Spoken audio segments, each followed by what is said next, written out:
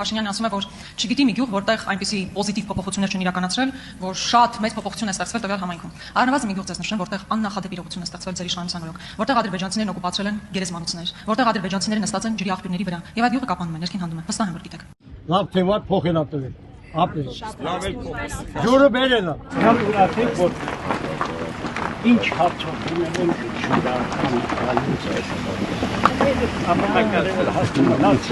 Սամբալացատումը ու մենք այդքան ուրախ ենք, որ ինչ հարցով դիմել ենք շուրականից մեր գավառը, մեր մարզպետանից, մեր համայնքապետանից, մենք շատ գոհ ենք։ Ես ուրիշ ոչինչ աշխարհի անպայման